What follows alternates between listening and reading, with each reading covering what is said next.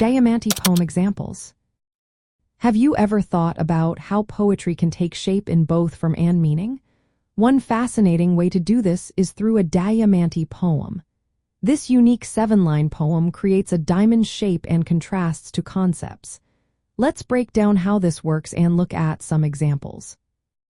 A diamante poem consists of 7 lines, each with specific rules about the types of words used.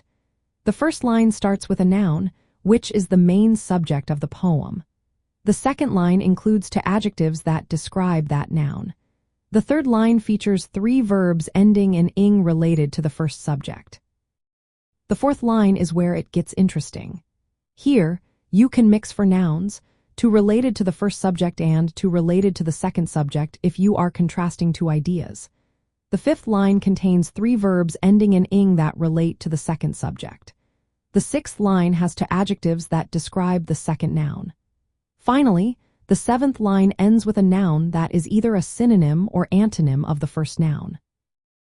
There are 2 main types of diamante poems.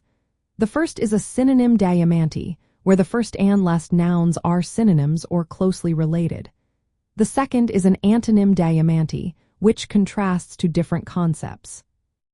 Let's look at an example of a synonym diamante poem about lilac flowers. It starts with the word flowers, followed by adjectives like vivid and fragrant. The verbs could be budding, blooming, and beckoning. The fourth line includes nouns like blossom, stem, summer, and scent.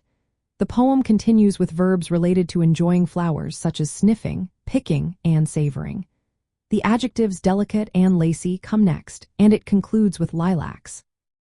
Now for an antonym diamante poem contrasting light and darkness. It begins with light, followed by adjectives like clear and brilliant. The verbs could be glowing, shining, and revealing.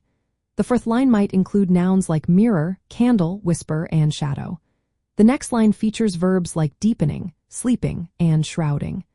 The adjectives black and quiet follow, and it ends with darkness. Another great example contrasts a tree and a river. It starts with tree, using adjectives like tall and green. The verbs could be growing, reaching, and shading. The fourth line includes nouns like leaves, branches, water, and pebbles.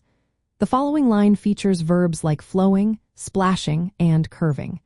The adjectives deep and blue come next, and it concludes with river. Diamante poems are fantastic for creative writing. They help you think about language in a structured way while also allowing for creativity. They are often used in classrooms to teach parts of speech and encourage descriptive writing.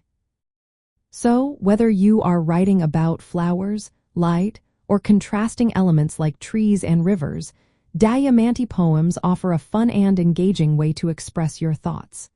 Give it a try and see how these structured poems can spark your creativity.